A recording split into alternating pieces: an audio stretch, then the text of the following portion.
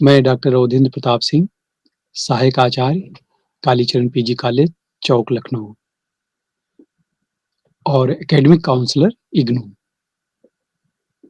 प्रिय विद्यार्थियों, आज के अध्यापन का मुख्य विषय है बीएचडीसी 132 कोड के अंतर्गत पाठ्यक्रम का आज अध्यापन होगा।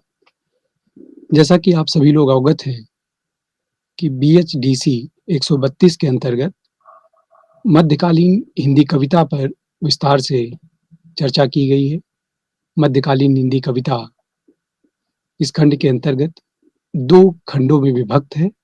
कुल 12 इकाइयाँ हैं इसके अंतर्गत, जिनमें से खंड 1 में इन्होंने पूर्व मध्यकाल रखा है और खंड 2 में उत्तर मध्यकाल का उल्लेख किया है। आज हम लोग सर्वप्रथम खंड 1 के अंतर्गत 6 इकाइयों पर चर्चा करेंगे, जिनमें पूर्व मध्यकाल यानी कि मध्यकाल की शुरुआत में हिंदी कविता किस रूप में उद्भूत होती है और कैसे-कैसे उत्तरोत्तर उसका विकास होता है।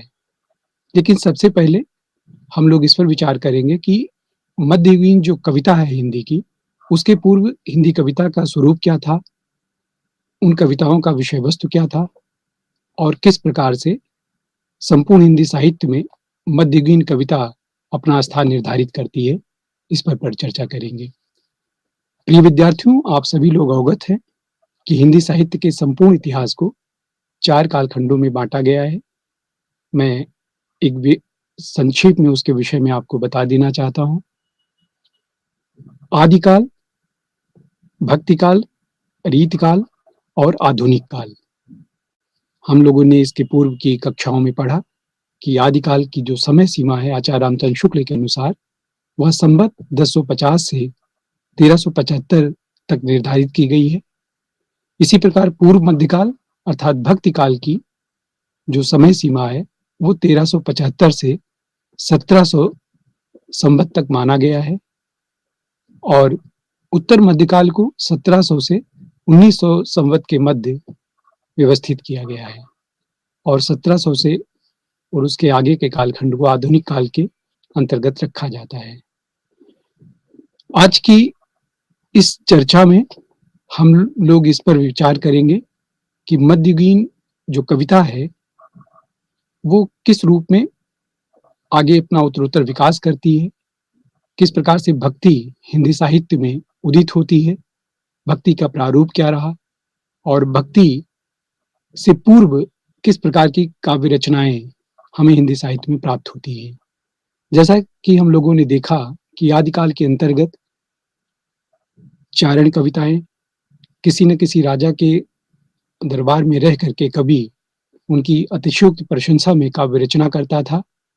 उन कविताओं का जो विषय था वो बहुत संकुचित था और ज़्यादातर कवि एक संकुचित दायरे में रह करके अपने सामंत के प्रति, अपने राजा के प्रति अपनी निष्ठा अपनी कविताओं के माध्यम से व्यक्त करते थे।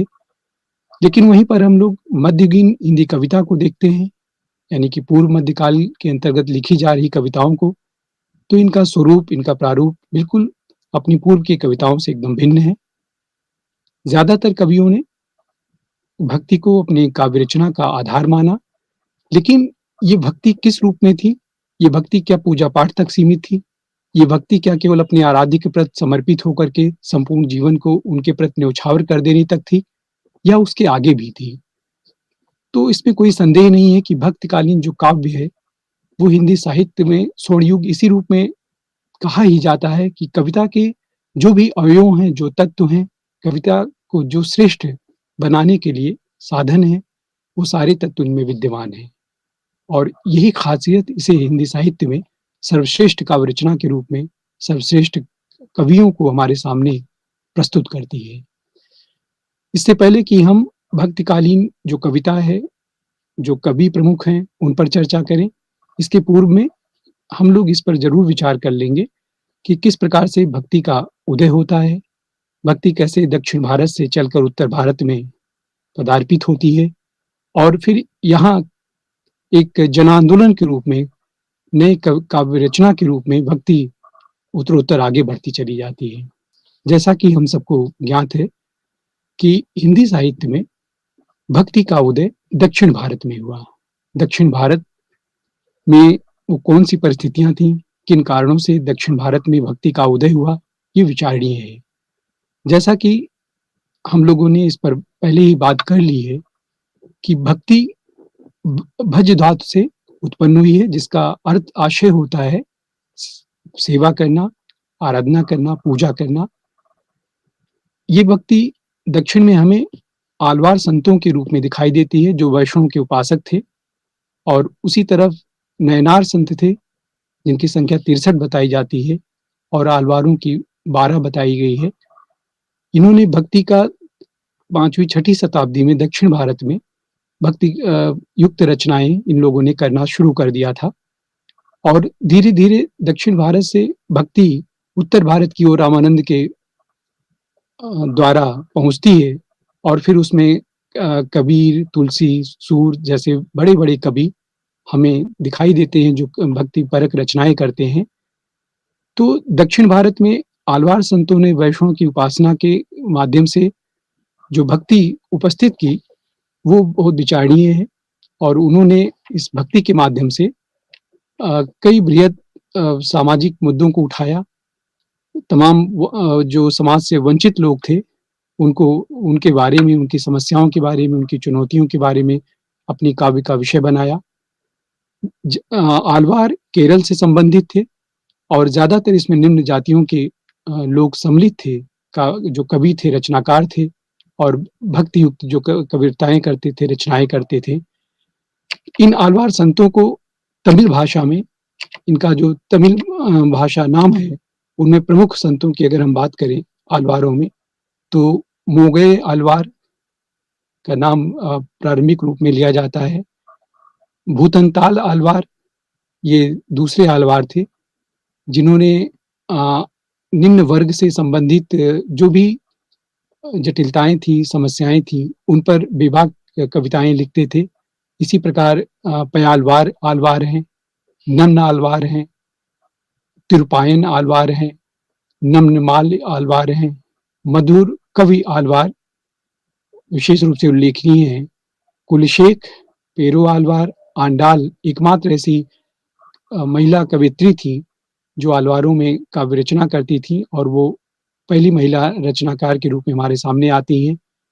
इसी तरह तोडर आलवार और तिरुमंगे आलवार, ये कुल 12 आलवार थे, जिन्होंने दक्षिण भारत में भक्ति युक्त रचनाओं की अलग जगाई थी, और इन रचनाकारों ने भक्ति युक्त कविताओं से अपने आस-पास के लोगों को बहुत प्रेरित किया, प्रभावित किया, और वहाँ पर भक्ति अपने चरमोत्कर्ष पर पहुँच करके बहुत व्यापक रूप से समाज के हर वर्ग को अपने से जोड़ती हुई दिखाई देती है। श्वेता-श्वेतर उपनिषद में भक्ति का सर्वप्रथम उल्लेख मिलता है, जिसमें भक्ति से तात्पर्य बताया गया है कि ईश्वर के प्रति जो प्रेम है, जो समर्पण का अटूट विश्वास है, वही इसमें व्यक्त होती है। और अगर इसका शाब्दिक अर्थ हम लोग देखें, तो सेवा करने से है। किसकी सेवा करना? अपने आराध्य की सेवा करना, अपने आराधक की सेवा करना, और भक्ति के सेवा भाव के इस रूप को 9 रूपों में हम लोग देखते हैं, जिनमें सर्वप्रथम आत्मनिवेदन है।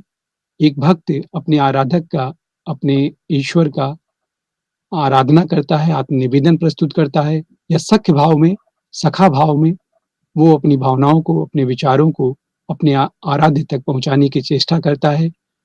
इसी प्रकार से भक्ति का एक रूप हमें दास्य रूप में भी दिखाई देता है। भक्ति दास्य भाव के रूप में दिखाई देती है।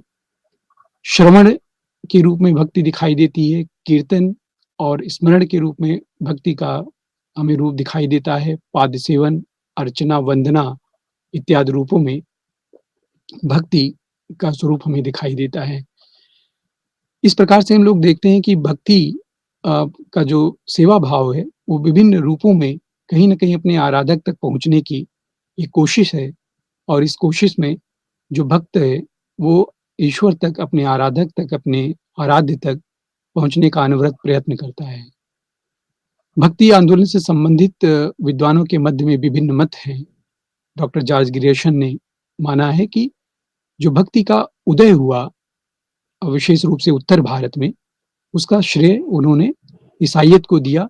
उन्होंने कहा यदि ईसाइयत नहीं होती, तो शायद भक्ति का उदय नहीं होता। इसी प्रकार उन्हीं की अ, जगह आचार्य रामचंद्र शुक्ल जी कहते हैं कि इस्लाम की जो आक्रमण था, इस्लाम का जो प्रभुत्व यहाँ पर स्थापित हुआ उत्तर भारत में, जिसके प्रतिफलन में भक्ति का उदय हुआ। आचार्य रामचंद्र शुक्ल तो यहाँ तक कहते हैं कि यहाँ पर मुसलमानों का साम्राज्य स्थापित हो गया। हिंदू जनता अपने मौलिक अधिकारों से, वहाँ मूलभूत कर्तव्यों अधिकारों से वंचित होने लगी। उसके भीतर एक कुंठा व्याप्त हो गई। वो हताश, निराश हो गया। परिणाम स्वरूप ईश्वर की शरण में जाने के अतिरिक्त उसके सामने कोई दूसरा मार्ग नहीं था।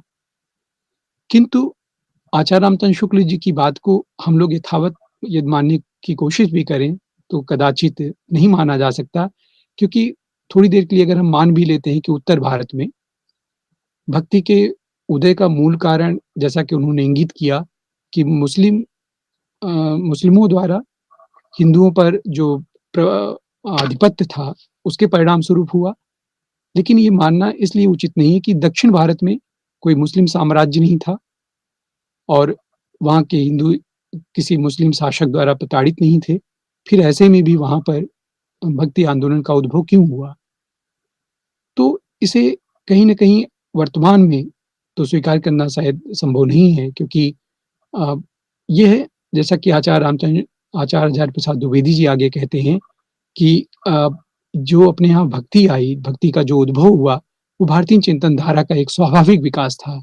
यानी कि यदि यहाँ पर मुस्लिम साम्राज्य ना भी स्थापित हुआ होता, कुछ समयों के लिए हिंदू शासक यहाँ पर मुख्य धारा में ना रहे होते, हिंदू जनता मुख्य धारा में ना रही होती, तो भी भक्ति आंदोलन या भक्ति का जो जन आंदोलन हमारे सामने आता है, वो इसी रूप में आता। इसमें किंचित मात्र भी परिवर्तन नहीं दिखाई देता। मुक्तिबोध ने भी भक्ति को लेकर के अपना दृष्टिकोण व्यक्त किया है।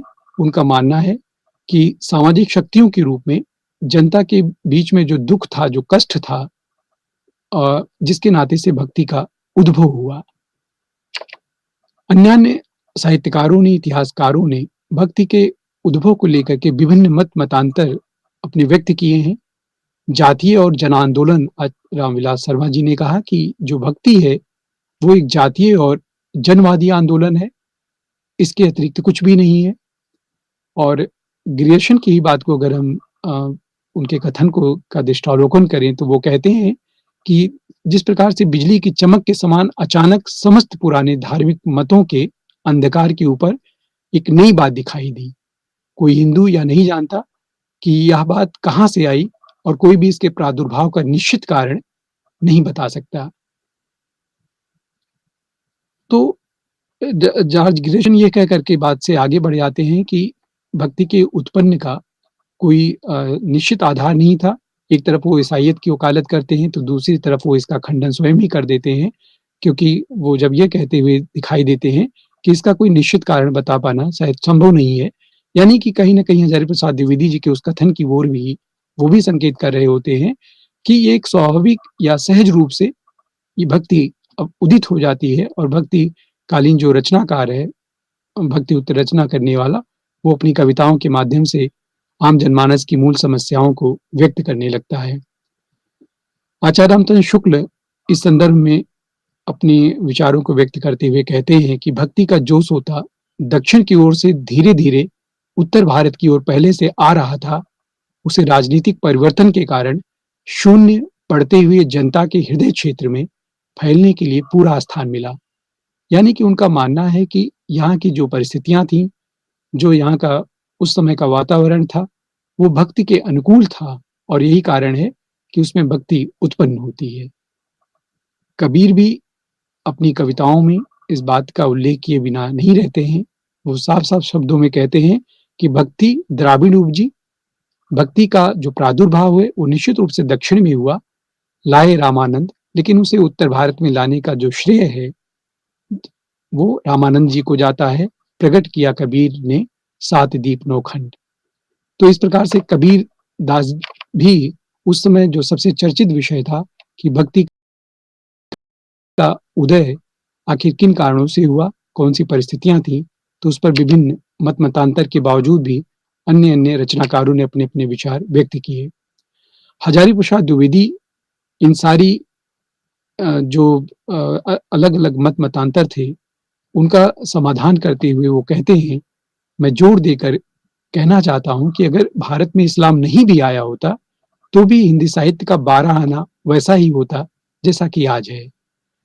तो अब यह कहना समीचीन प्रतीत होता है कि भक्ति का उत्तर भारत में उदय बहुत स्वाभाविक था और वो किसी एक कारण विशेष का परिणाम नहीं था कि यहाँ पर मुगल साम्राज्य स्थापित हुआ, ये तो इस कारण से हो गया, या यहाँ की जनता बहुत निराश थी, हताश थी, कुंठित थी, या उसके पास मूलभूत जो सुविधाएँ थी, वो उपलब्ध नहीं थी, इस नाते वो ईश्वर की शरण में जाता है। तो इनमें से ये कोई भी स्वाभाविक कारण प्रतीत नहीं होते हैं, अपितु यह कहना ज़्यादा उचित होगा कि कहीं न कहीं उस समय की जो तमाम परिस्थितियाँ थीं, वो एक जन आंदोलन के रूप में, एक जन आक्रोश के रूप में, समाज में व्याप्त जो रूढ़ियाँ थी, जो छुआ-छूत था, ये भेदभाव था, ऊँच-नीच था और आपस में जो भाईचारे का अभाव था, हिंदू-मुस्लिम की जो संकीर्ण भावना उसमें व्याप्त थी समाज में, उसके विरोध में, उसके समाधान के लिए, उन चुनौतियों से निपटने के लिए एक जन आंदोलन के रूप में भक्ति हमें दिखाई देती है। ये भक्ति पूजा-पाठ तक सीमित नहीं थी। इस भक्ति में केवल अ, एक व्यक्ति अपने मौन में या अपने ध्यान में केवल अपने आराध्य का पूजन नहीं करता था, अर्चन नहीं करता था, यानी उसके पूर्व वो अपने आराध्य से भी पूर्व वो समाज के लिए चिंतित था, समाज के हर उस व्यक्ति के लिए चिंतित था, जो अपनी मूलभूत सुविधाओं से वंचित था, जिसका जीवन कहीं न कहीं हताशा और निराशा का शिकार था। उनके जीवन को उज्ज्वल बनाने के लिए, उनकी विसंगतियों को दूर करने के लिए भक्ति आंदोलन एक जन आंदोलन के रूप में हमारे सामने आता है। तो इस प्रकार हम लोग देखते हैं कि दक्षिण भारत में आलवार संतों के द्वारा जिस भक्ति का प्रादुर्भाव हुआ था और रामानंद जी जिसे उत्तर भारत में ले आते हैं, वो एक बृहद रूप में उभर कर हमारे सामने आता है और उत्तर भारत में आकर के भक्ति जन आंदोलन के रूप में और बहुत सारे कवियों को अपने से जोड़ती है। समाज के बहुत सारे वंचित लोग जो रचनाकार के रूप में हमारे सामने दिखाई देते हैं, आते हैं। पूर्व भक्ति काल के साहित्य को हम लोग मुख्य रूप से 2 विचारधाराओं में विभक्त करते हैं, एक निर्गुण काव्य धारा और सगुण काव्य धारा। निर्गुण काव्य धारा में भी 2 धाराएँ हो जाती हैं, एक संत काव्य धारा और दूसरा प्रेमाश्रयी काव्य धारा और इसी प्रकार से सगुण काव्य धारा के अंतर्गत कृष्ण काव्य धारा और राम काव्य धारा की बात होती है। तो भक्तकालीन, पूर्व भक्तकालीन जो कविता है, वो मुख्य रूप से ये 4 तरह की कविताएँ हमारे सामने आती हैं विचार के रूप में। संत काव्य के अंतर्गत जिन्हें हम ज्ञानाश्रयी शाखा भी कहते हैं, कबीर इसके प्रवर्तक हैं और संत कवियों को लेकर के कबीर काव्य रचना करते हैं और भक्ति परक रचनाएँ जो संत युगीन कवियों ने की है, वो निश्चित रूप से भक्तिकालीन साहित्य की एक अद्वितीय उपलब्धि है। कबीर सबसे पहले वो एक कवि तो हैं ही, उसके कहीं पहले वो समाज सुधारक हैं, इसलिए कहा जाता है कबीर क्या सही अर्थों में समाज सुधारक थे। इस पर विचार करिए, तो कबीर की कविताएँ केवल अपने ईश्वर को, अपने परमात्मा को ढूँढने का उपक्रम नहीं करती हैं, अपितु उसके पूर्व उनकी कविताओं में समाज को लेकर के एक चिंता दिखाई देती है। समाज को लेकर के जो विसंगतियाँ विद्यमान थीं, उनका विरोध दिखाई देता है कबीर के काव्य में। तो कबीर इस मामले में अपने समकालीन जो उनके रचनाकार थे, उनसे बहुत भिन्न दिखाई देते हैं और इसीलिए कबीर की जो भक्ति भावना है, वो द्रष्टव्य है। कबीर अपनी कविताओं में रमैनी, शबद में जो कविताएँ रचते हैं, उसमें वो बराबर अपनी भक्ति भावना की व्यक्ति करते हैं। कबीर अपनी रचनाओं के माध्यम से सर्वप्रथम जो नाम का नाम की महानता है, उसको उद्घाटित करते हैं। नामकरण की प्रधानता पर वो बल देते हैं।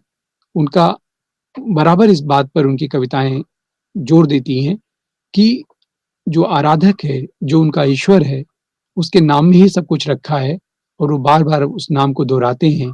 बार-बार कहते हैं कि यदि केवल नाम का उनका नाम का स्मरण किया जाए, तो ही सब कुछ है, वही पर्याप्त है। और नाम के साथ-साथ वो आचरण की शुद्धता पर बल देते हैं। अधिक ज्ञान होना, अधिक विद्वान होना उनके लिए उतना मायने नहीं रखता है। ज़्यादा बल संत कवियों का इस बात पर है कि आचरण की शुद्धता होनी चाहिए और आचरण की शुद्धता की स्थिति में कटौती में गंगा की बात जो रैदास करते हैं, वही उसी की कहीं न कहीं वकालत, उसी का कहीं न कहीं पक्ष कबीर स्वयं अपनी रचनाओं के माध्यम से व्यक्त करते हैं कि आचरण की शुद्धता ज़्यादा महत्वपूर्ण है। यहाँ इसकी अपेक्षा कि आप अधिक शास्त्रीय ज्ञान रखते हों और ज्ञान के दंभ में हमेशा उलझे रहते हों या ज़्यादा उसको महत्व देते हों। तो इस तरह से कबीर की जो भक्ति भावना है, वो अ, आचरण की शुद्धता पर बल देती है और प्रपत्ति भाव है इनकी भक्ति भावना में, जिसमें वो बराबर आत्मनिवेदन करते हैं और ईश्वर को शब्द शक्तिमान मान करके शरणागत के रूप में उसकी प्रार्थना करते हैं और बार-बार उसकी विनती करते हैं। इसलिए कबीर की रचनाओं में, कबीर के कविताओं में प्रपत्ति भाव की भावना भक्ति के रूप में व्यक्त हुई है। ईश्वर के प्रति अटूट विश्वास भक्तिकालीन कविता का मूल स्वर है। इन कविताओं में विशेष रूप से कबीर की कविता हम देखें, तो कबीर की कविताओं में ईश्वर के प्रति अटूट विश्वास दिखाई देता है। वो कहते हैं कि चाहे मुझे कोई पसंद करे ना करे, जो जो ईश्वर के प्रति अपनी आस्था नहीं रखता हो, ईश्वर में अपना विश्वास नहीं रखता हो, उससे हमारा कोई नाता नहीं है, कोई रिश्ता नहीं है। तो इस प्रकार उनकी कविताओं में ईश्वर के प्रति जो आस्था है, वो देखने योग्य है और वैराग्य की भावना, जैसा कि ज्ञानाश्रयी शाखा के ज़्यादातर कवि या अधिकांश कवि सब साधु हैं, सन्यासी हैं, लेकिन इसके बावजूद भी वो गृहस्थ जीवन का त्याग नहीं करते हैं। गृहस्थ जीवन में रहते ही उनके भीतर एक वैराग्य की भावना है। सांसारिक भोग लिप्सा से वो मुक्त दिखाई देते हैं, उससे परे दिखाई देते हैं और यही उन्हें अन्य या अपने पूर्व कवियों से भिन्न बनाता है कि उनका उद्देश्य केवल सांसारिक भोग-विलास में लिप्त रहना नहीं होता है या अपने ज्ञान के अहंकार में मत्त रहना नहीं होता है, अपितु वे ईश्वर के प्रति समर्पित दिखते हैं और इस समर्पण में उनका निस्वार्थ त्याग और वैराग्य की भावना व्यक्त होती है। कबीर की भक्ति भावना में माधुर्य भक्ति का अधिक भाव दिखाई देता है। माधुर्य भक्ति से आशय है, जो दाम्पत्य युक्त भक्ति है, वो कबीर की कविताओं में हमें दृष्टिगत होती है और कबीर बार-बार ईश्वर को स्त्री के रूप में वो उनका चिंतन करते हैं, उनका पूजन करते हैं, अपने को उस रूप में व्यक्त करते हैं। दास्य भावना की भक्ति भी कबीर की भक्ति भावना की प्रमुख पक्ष है।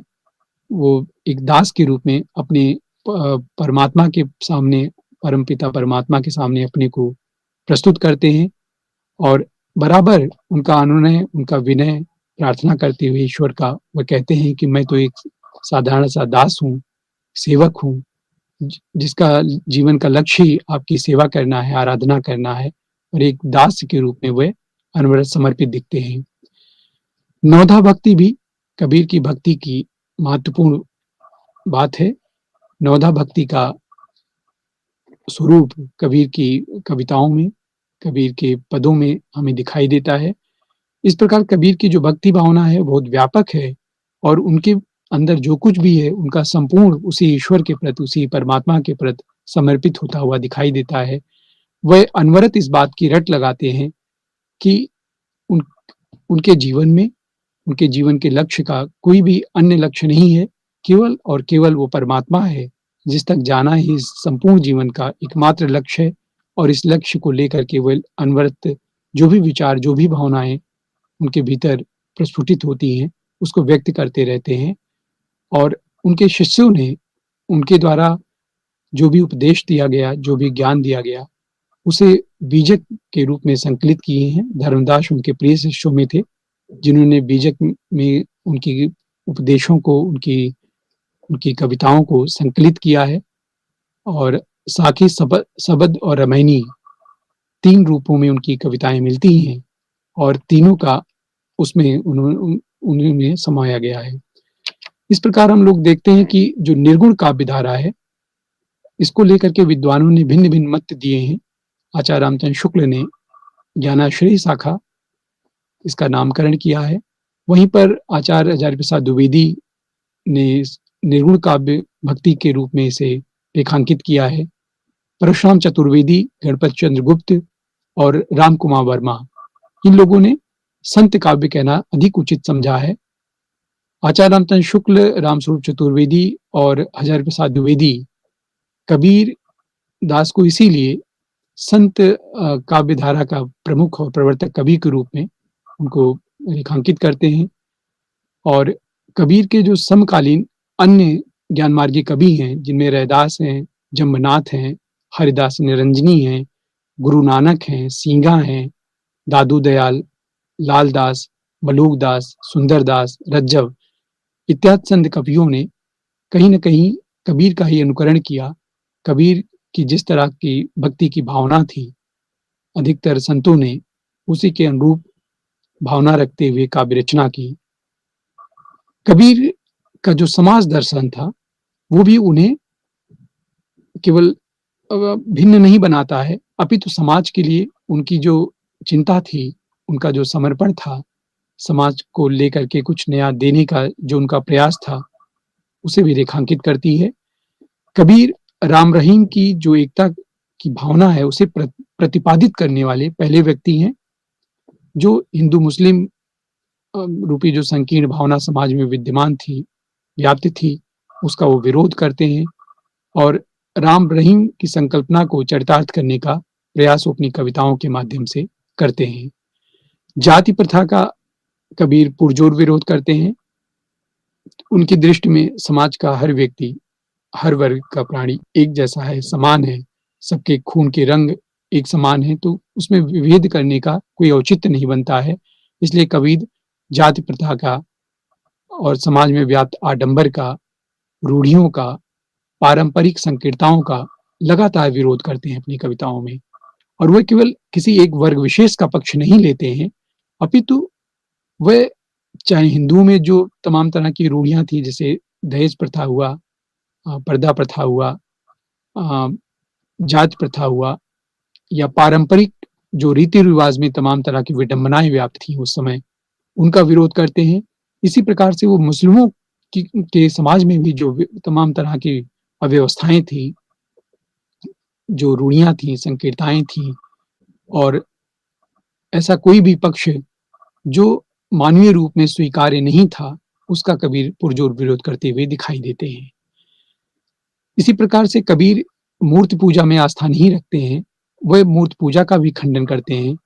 उनका कहना है कि अगर पत्थर पूजने से ही किसी को ईश्वर की प्राप्ति हो जाती है, तो हम क्यों ना पहाड़ को ही पूजने लगें। तो कबीर का अपना तर्क था और अपना दृष्टिकोण था और उनकी कविताओं में हमें मूर्ति पूजा का विरोध दिखाई देता है। इस तर्क के इसके पक्ष में वो अपना तर्क रखते हैं कि जो मूर्ति भंजक थे, जिन्होंने मूर्तियां तोड़ी, मूर्ति तोड़ने वाला जब वो ईश्वर अगर उन मूर्तियों में होता तो अपनी रक्षा स्वयं कर लेता, उन मूर्तियों को तोड़ने से बचा पाता। तो ये कुछ वो अपने स्वाभाविक और व्यवहारिक तर्क देते हैं, जिनके माध्यम से बताना चाहते हैं कि ईश्वर को किसी मंदिर में जाकर के पूजा करने की आवश्यकता नहीं है। घर गृहस्थ आश्रम छोड़ करके, साधु सन्यासी होकर के, जीवन से हर तरह का मोह भंग करके ईश्वर को पा लेना ही एकमात्र रास्ता नहीं है। आप जहाँ पर भी हैं, जिस स्थिति में भी हैं, जो भी आपके कर्तव्य हैं, जो भी आपकी दिनचर्या है, उसको पूरा करते हुए भी आप अपने ईश्वर तक, परमात्मा तक पहुँच सकते हैं। तो कबीर अपने समय में इतना पहले इतना क्रांतिकारी विचार देते हैं समाज को, जिससे समाज के हर वर्ग को नई दिशा मिलती है और जो बनी बनाई व्यवस्थाएं थी, खास करके जो उस समय का शास्त्रवाद था, पुरोहितवाद था, ब्राह्मणवाद था, उसका भी कबीर लगातार अपनी कविताओं में विरोध करते हुए दिखाई देते हैं। हिंदू-मुस्लिम पाखंड का वो लगातार खंडन करते हैं और उसका जो मंडन करने वाला वर्ग था, वो कबीर के विरोध में भी था।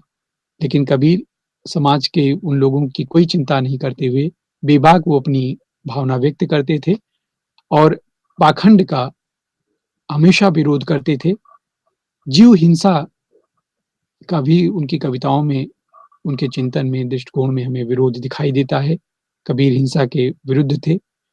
कहने का आशय यह है कि नाथपंथियों से जो उन्होंने हठ योग लिया था, उसमें इन्होंने अपनी अनुभूत और भक्ति को मिला दिया और उसे बहुत ही रसात्मक बना दिया और इस रूप में कबीर की जो भावना जो कविता के रूप में भक्तिकालीन साहित्य में हमें प्राप्त होती है, वो अनुपम है, विलक्षण है और यही कबीर को अपने समकालीन रचनाकारों से भिन्न बनाती है। कबीर की वाणी का जो संकलन हुआ था 1464 ईस्वी में, वो धर्मदास जी ने ही किया था बीजक में। बीजक के मुख्यतः 3 भाग हमारे सामने आते हैं। एक रामायणी है और रामायणी से आशय है रामायण से और दूसरा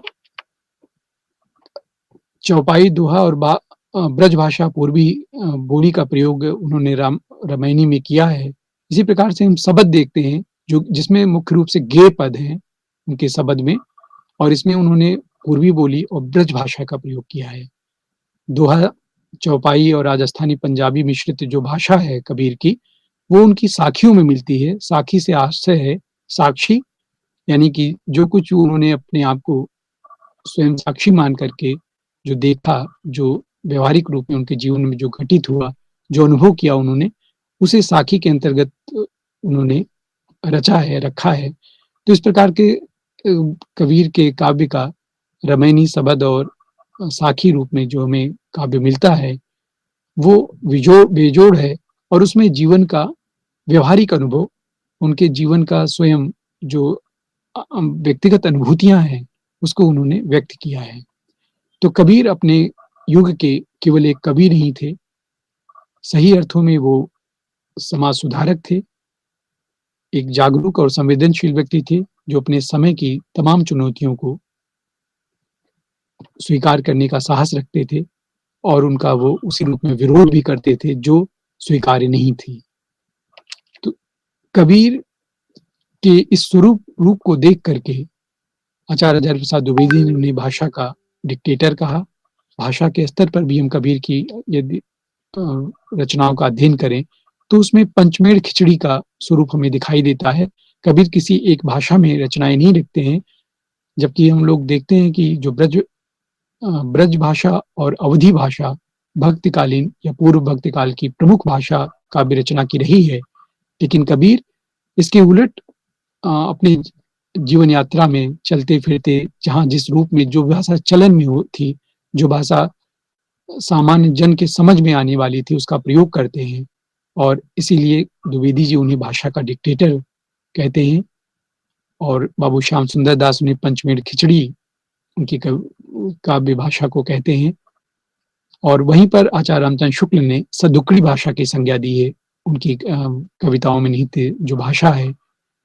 तो इन महान जो आलोचक हैं, साहित्यकार हैं, इनके द्वारा दिया गया कबीर का जो की भाषाओं के संदर्भ में जो कथन है, उससे कबीर का संपूर्ण व्यक्तित्व या कबीर ने कविताओं को व्यक्त करने के लिए जिस भाषा का उपयोग किया, उसको संपूर्ण रूप से व्यक्त कर देती हैं।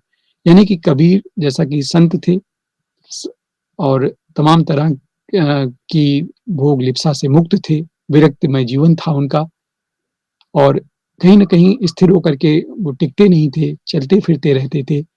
तो इसका प्रभाव उनकी भाषा पर भी पड़ना स्वाभाविक था। तो सद्दुक्कड़ी भाषा या पंचमेल खिचड़ी मिली-जुली जो उनकी भाषा है, वो उनके काव्य के सौंदर्य को, काव्य के प्रभाव को और बढ़ा देती है। तो इसमें कोई संदेह नहीं है कि कबीर ने ठीक मौके पर जनता के उस बड़े भाग को सँभाला, जो नाथपंथियों के प्रभाव से प्रेम भाव और प्रेम रस से शून्य शुष्क पड़ता जा रहा था। ये बात आचार्य रामचंद्र शुक्ल ने बड़े विश्वास के साथ कही थी। उन्होंने कहा कि कहीं न कहीं जो आदिकालीन साहित्य था, उससे जो एक उबन पैदा हुई थी काव्य में, पाठकों का या उसके उसमें रुचि रखने वाले लोगों की, कवि ने उसको मिटा दिया और आम व्यक्तियों का काव्य के प्रति उस आकर्षित किया, उसको आकृष्ट किया भक्तकालीन कविताओं ने।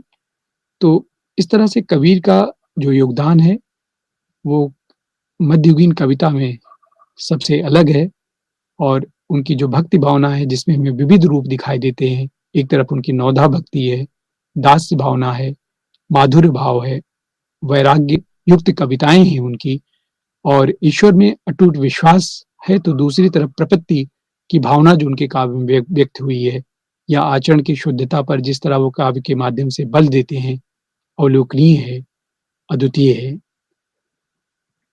तो कबीर के अन्य समकालीन रचनाकारों में हम गुरु नानक जी की बात करते हैं। गुरु नानक ने भी संत काव्य के अंतर्गत जो रचनाएँ की, उनमें कई उनकी काव्य रचनाएँ हमें प्राप्त होती हैं, जिनमें जपुजी है, उनका एक प्रमुख काव्य संकलन है। आस दी बार है, सोहिला, नसीहतनामा और रहीदास। ये उनके 5 महत्वपूर्ण काव्य संकलन हैं, जिसमें गुरु नानक की कविताएँ संकलित हैं। गुरु नानक ने भी अपनी कविताओं के माध्यम से बहुत सरल भाषा का प्रयोग किया और इन कविताओं में केवल उन्होंने स्वांतः सुखाय कविताएँ नहीं लिखी, केवल मनोरंजनार्थ को ध्यान में रख कर के कविताएँ नहीं लिखी, बल्कि संत कवियों की विशेष बात ये थी कि वह इन कविताओं के माध्यम से अपने परमात्मा की आराधना करते थे, परमात्मा तक पहुँचने के लिए जो भी उनकी भावना थी उसे व्यक्त करते थे, साथ ही साथ समाज को लेकर के जो चिंता उनके मन में व्याप्त थी, उसका भी उसकी भी अभिव्यक्ति वो काव्य के माध्यम से करते थे। इन्हीं के समकालीन कवियों में दादू दयाल का नाम उल्लेखनीय है। दादू दयाल की रचनाएँ हरडेवाणी में संकलित हैं और हरडेवाणी के अलावा अंगबधू और कायाबोली उनकी कविताएँ हैं, काव्य काव्य संग्रह हैं और इनमें दादू दयाल ने अपने संतत्व जीवन यापन करते हुए अपनी निजी अनुभूतियों को समाज से जोड़ करके उसी रूप में व्यक्त किया जिस रूप में उन्होंने अनुभव किया। मलूक दास संत कवियों में प्रमुख स्थान रखते हैं। इनकी रचनाओं में ज्ञानबोध इनकी काव्य ग्रंथ है, भक्ति विवेक, सुख सागर, रामावतार, शब्द लीला और रत्न खान इत्यादि इनके प्रमुख काव्य संग्रह हैं, जिनमें मलूक दास की जो काव्य की भावना थी, जो भक्ति की भावना थी, उनकी कविताओं में निहित, वो द्रष्टव्य है। दास मलूका कह गए सबके दाता राम, पंछी करे न चाकरी, अजगर करे न काम, दास मलूका कह गए सबके दाता राम। तो मलूक दास की ये पंक्तियाँ बहुत प्रसिद्ध हैं और वो इन पंक्तियों के माध्यम से ईश्वर के प्रति जो विश्वास व्यक्त करते हैं, वो अद्भुत है। वो कहते हैं कि ईश्वर ने जिसको जन्म दिया है, तो उसकी चिंता करने की आवश्यकता नहीं है। वो सबके लिए इंतज़ाम कर देता है, सबके लिए वो खाने भर की, जीने भर की व्यवस्था कर देता है।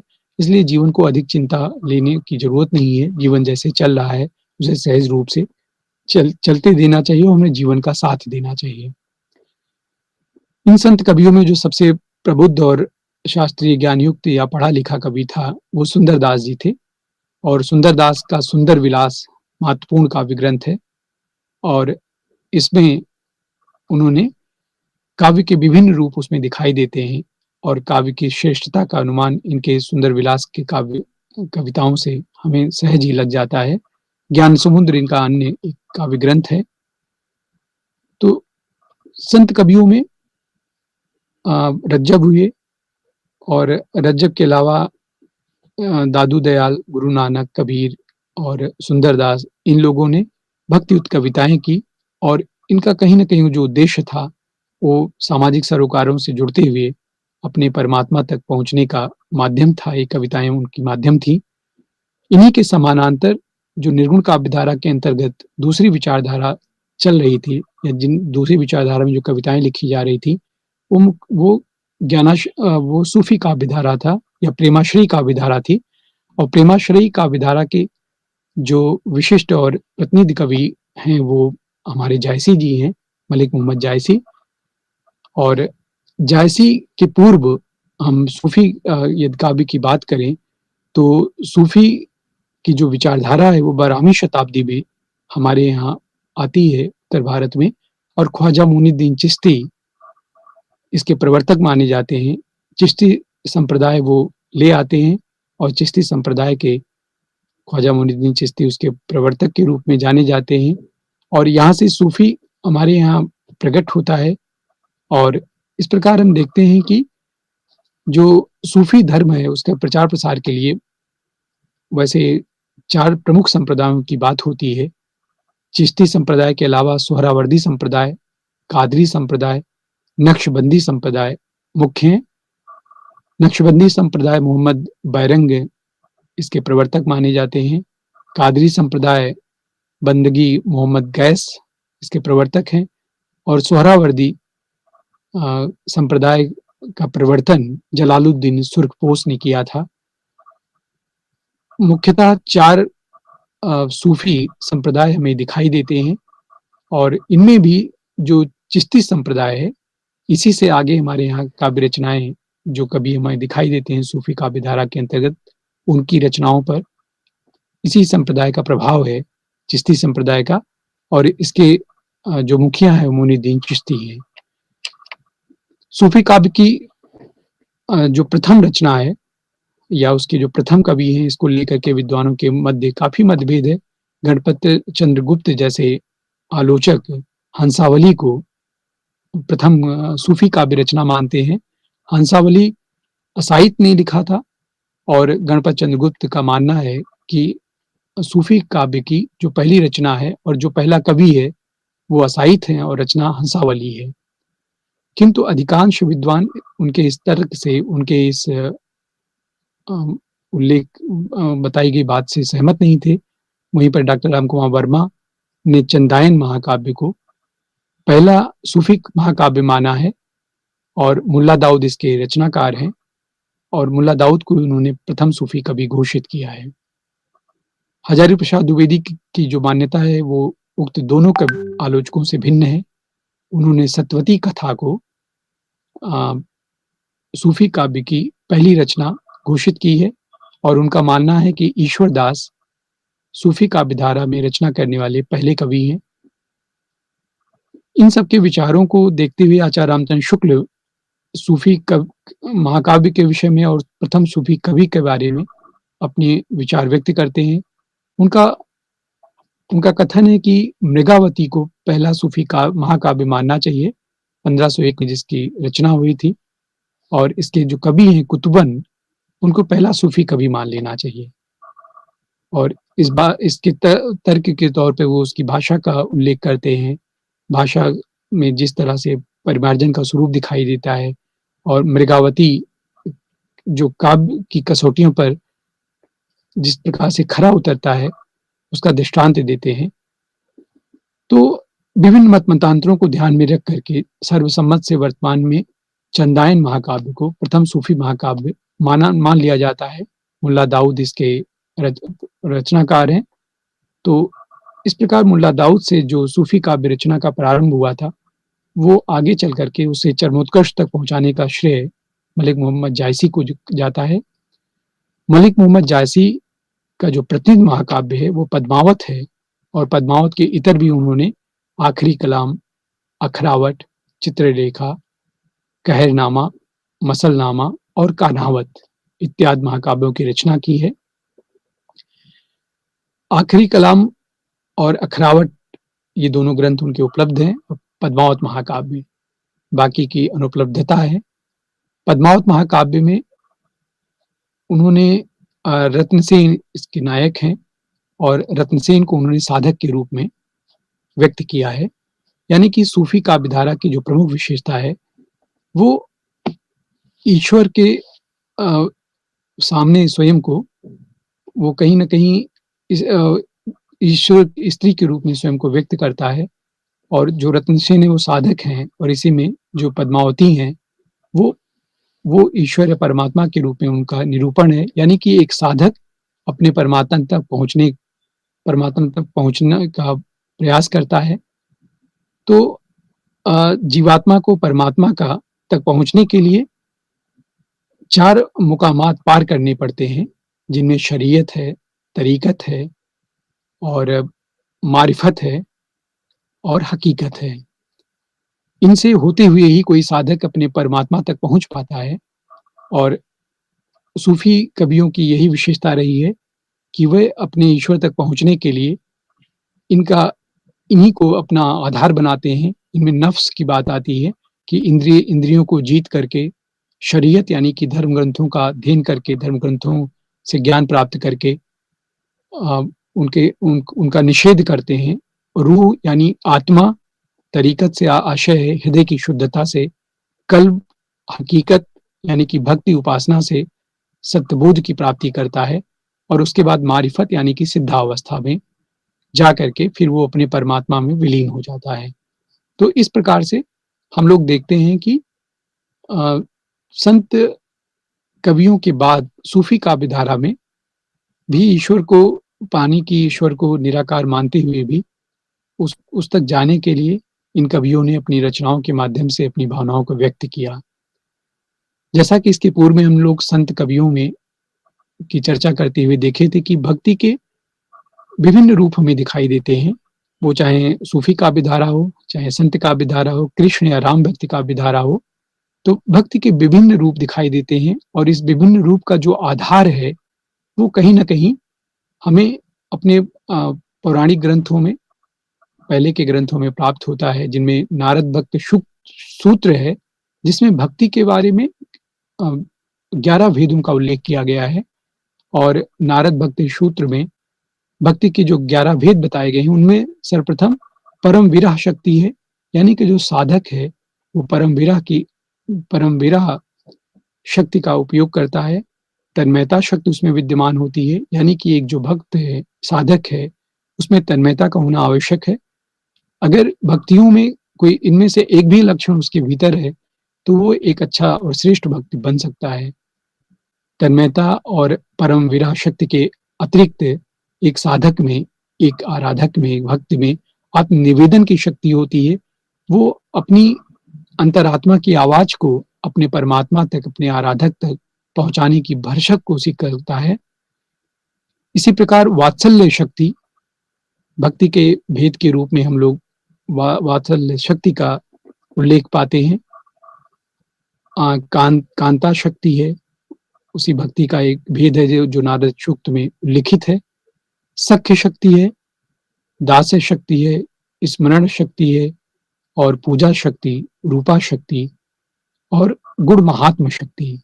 इस प्रकार से 11 भक्ति के भेद किए गए हैं नारद भक्ति सूत्र में, जिसका मूल रूप हमें या जिसका विकसित रूप या जिन पर कहीं न कहीं केंद्रित होकर के कविताएँ करते हुए हमें भक्तिहीन कविता का स्वर दिखाई देता है और इनमें गुण महात्म शक्ति, रूपा शक्ति, पूजा शक्ति, स्मरण शक्ति, तन्मयता शक्ति, दास्य शक्ति इत्यादि भक्ति के रूप में जो आराधक है, वो इनका उपयोग करता है और अपनी कविता का आधार बनाता है। तो इस प्रकार से सूफ़ी काव्य धारा और ज्ञानाश्रयी काव्य धारा में भक्ति के ये उल्लिखित विभिन्न रूप हमें दिखाई देते हैं और इन कवियों ने आगे चल कर के अपनी रचनाओं में, अपनी कविताओं में भक्ति के इन विभिन्न रूपों को व्यक्त किया है।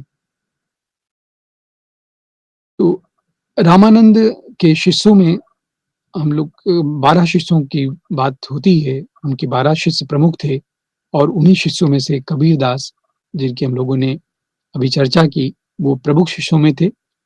रामानंद के शिष्यों में अनंतानंद जी थे, सुखानंद जी, सुरसुरानंद की बात आती है या नरहयानंद, भावानंद, पीपानंद, शेर और घनानंद इत्यादि रामानंद के शिष्य थे, जिनमें मुख्य रूप से कबीर जो संत काव्य धारा के प्रतिनिधि कवि के रूप में उभर कर हमारे सामने आते हैं, जिनकी हम लोग अभी जिनकी हम लोगों ने चर्चा की। तो मूल रूप से भक्ति का जो प्रादुर्भाव है, उसमें उत्तरोत्तर विकास की एक स्थिति हम लोग लगातार देखते आए हैं। इनमें सबसे बड़ा जो योगदान है, वो कहीं न कहीं से उन आचार्यों का भी है, जिन्होंने विभिन्न संप्रदायों के माध्यम से भक्ति कविता को एक नई त्वरा दी, एक नई दिशा दी और उनमें विशेष रूप से जो नाम लिया जाता है, वो रामानुजाचार्य जी हैं, जिन्होंने श्री संप्रदाय की स्थापना की थी और श्री संप्रदाय में इनका जो दर्शन था, वो विशिष्टाद्वैतवाद था। तो रामानुजाचार्य ने विशिष्टाद्वैतवाद के यानी जीवात्मा और परमात्मा में कोई भेद नहीं है, ये जो भेद है वो कहीं न कहीं माया जनित है और जैसे ही माया से व्यक्ति मुक्त हो जाता है, वो अपने ईश्वर को, अपने आत्मा को पहचान लेता है और आत्मा परमात्मा में विलीन हो जाती है। दूसरे आचार्यों में मध्याचार्य जी की बात आती है। मध्याचार्य ने ब्रह्म संप्रदाय की स्थापना की थी और ब्रह्म संप्रदाय का जो दर्शन था मध्वाचार्य जी का, द्वैतवाद था और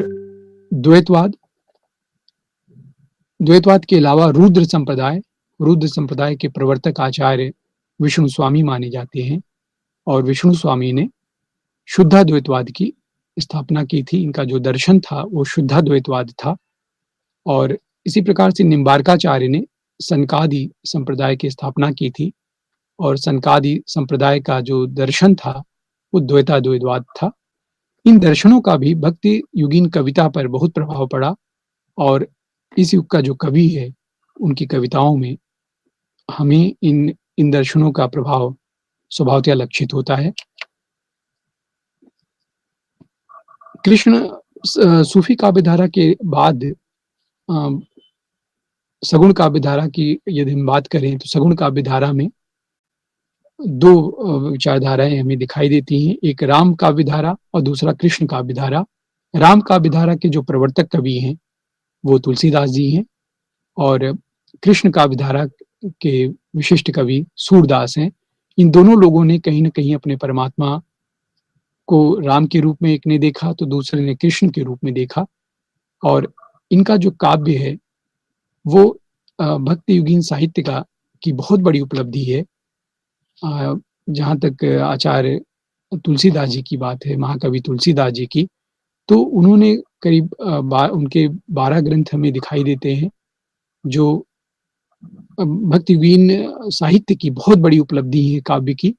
उनकी प्रमुख रचनाओं में वैराग्य संदीपनी उनकी पहली रचना मानी जाती है। रामाज्ञा प्रश्न, रामलला नहछू, जानकी मंगल, रामचरितमानस जो अवधी भाषा में लिखा गया उनका महाकाव्य है और कहीं न कहीं उनकी प्रसिद्धि का आधार ग्रंथ है रामचरितमानस।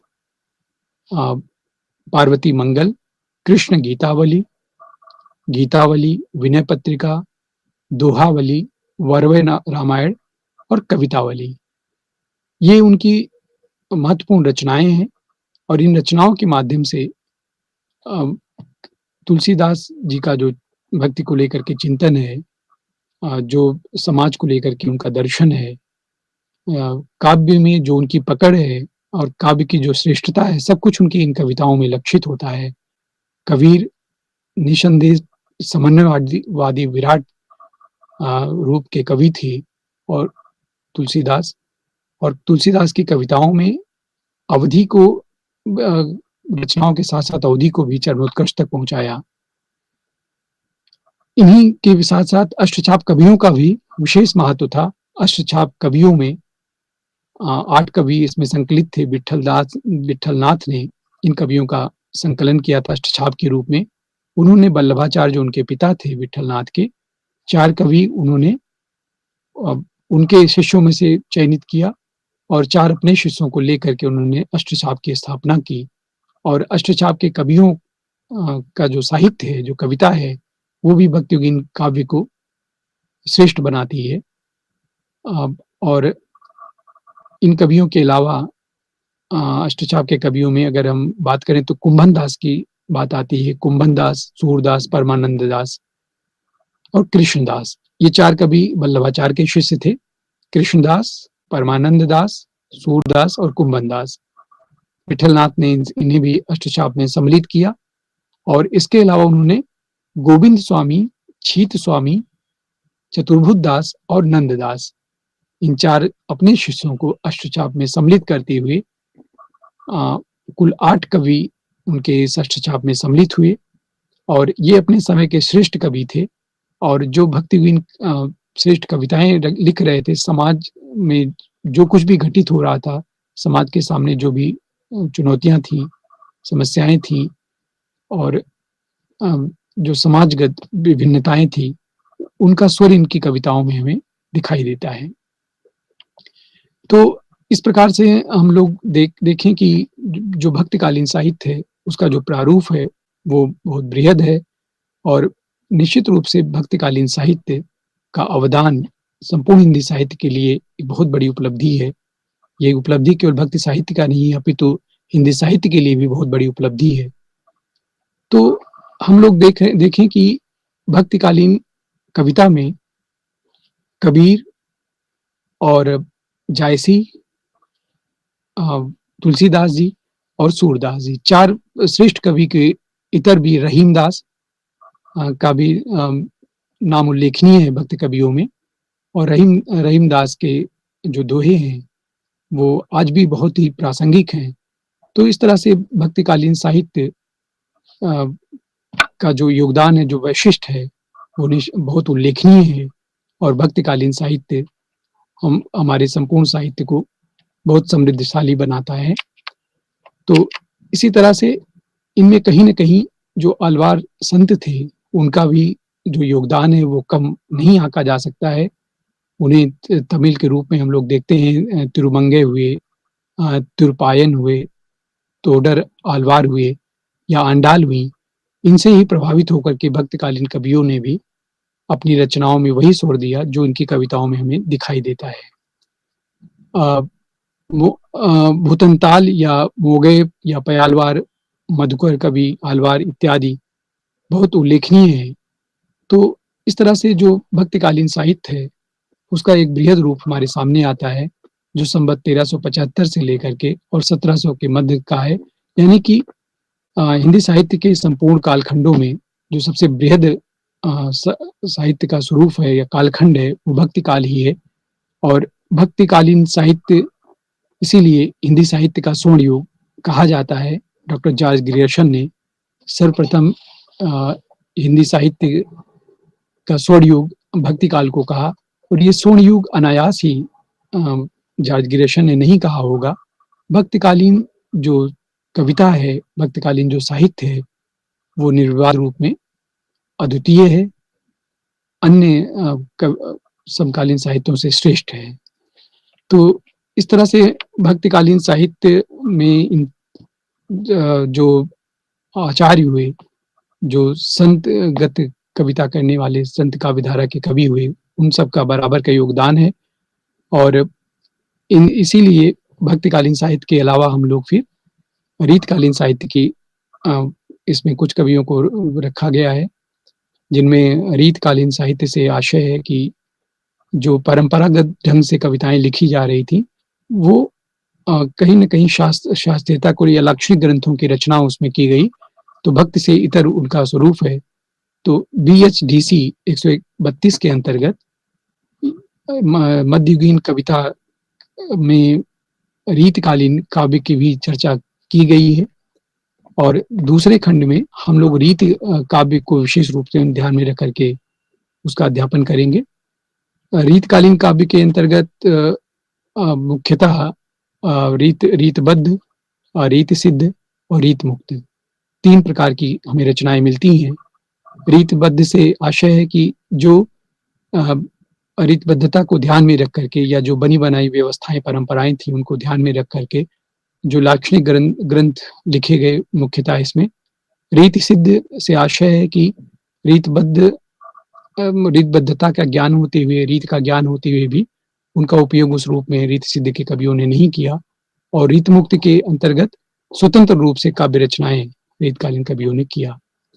तो भक्तिकालीन साहित्य के साथ-साथ रीतकालीन साहित्य का जो स्वरूप है काव्य का वो इससे एकदम भिन्न है।